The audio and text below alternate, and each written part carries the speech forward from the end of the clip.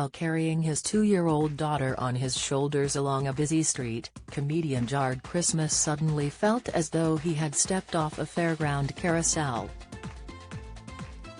It was 8 years ago and Jarrod was in Montreal in Canada, performing at its comedy festival.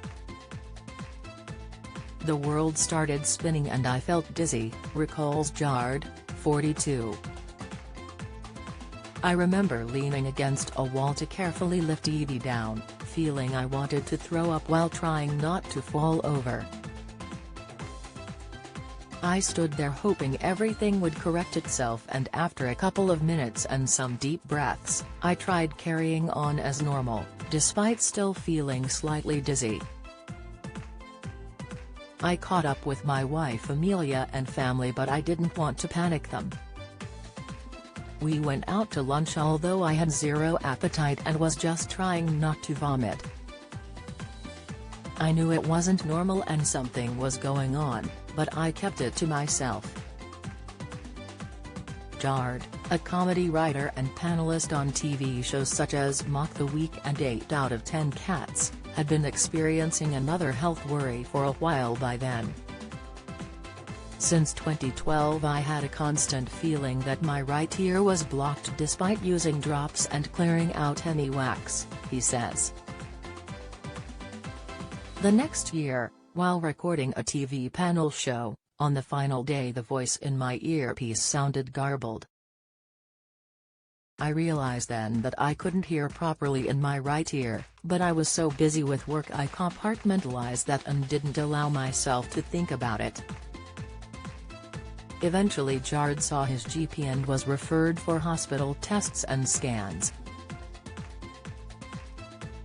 He saw several consultants but nobody could pinpoint what was causing his symptoms. "The hearing in my bad ear became so poor that even if someone was standing in front of me in a noisy room, all I could hear was the background noise. I developed coping mechanisms, so would crane my good ear towards people, they probably thought I was going to kiss them." He began to struggle doing gigs. "During my act, I banter lots with the audience. But the last thing you want to reply is, 'What did you say?' When someone shouts something, you instantly lose any spontaneity." 5 years ago, the jigsaw finally came together when a consultant diagnosed Meniere's disease, which affects about 1 in every 1,000 adults in the UK. It affects the vestibular system in the inner ear which helps maintain balance. Although the exact cause is unknown, those with the disease have an increased level of naturally occurring fluid in their inner ear. Symptoms include dizziness, hearing loss, tinnitus and a sensation of pressure in the ear. They will often feel sick and may even vomit. Attacks can be rare or can come in clusters lasting from a few minutes to a day or more. Medication, often taken when sufferers feel an attack coming, can make them feel less nauseous and help with dizziness. During an episode, they are advised to sit or lie down. It often worsens over the years and can spread to both ears. "I was absolutely gutted when they told me there's no cure for it," says New Zealand-born Jarrod, who lives near Bath, Somerset, with Amelia and their 2 daughters. "But it also came as a relief as I knew why I was suffering these symptoms and could research it properly." Although Jarrod will always have hearing loss and often feels nauseous, he currently only has occasional attacks of dizziness and can detect when an attack is coming. "Being tired or stressed can bring it on," says Jarrod, who's reduced salt and caffeine in his diet. "I take medication to help, but during an attack I'm confined to bed for 24 hours to try and sleep through it.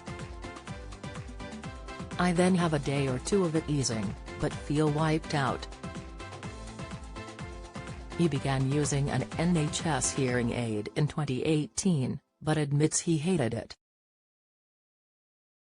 I felt it instantly made me look like an old man, he says. But a fellow comedy writer encouraged Jard to wear the hearing aid on stage, and even use it in his act, which boosted his confidence in wearing them. I began telling the audience about Meniere's and the ridiculous things that can happen with it. Like the time I took my daughters to Peppa Pig World and went on Grandpa Pig's gentle boat ride, but afterwards felt so nauseous and dizzy I had to be helped off. It was comedian Angela Barnes, who also has hearing loss, who told him about more technically advanced devices which he says, transformed my life. He had a ReSound Omnia fitted in July and wore it when performing at Edinburgh Fringe the following month. It's been a real game changer, he says. In loud settings I can hear so much better with it. I'm no longer that guy sitting quietly with nothing to say, I'm part of the conversation again. Although Jard had a Meniere's attack between shows at Edinburgh, he knew exactly what to do. I cancelled a few shows, went to bed at 10 p.m. and rested a lot. It worked, and when I was on stage, for the first time in years, I could hear everything including the heckles, which maybe I wish I couldn't always hear. Jard wears a ReSound Omnia hearing aid, ReSound.com.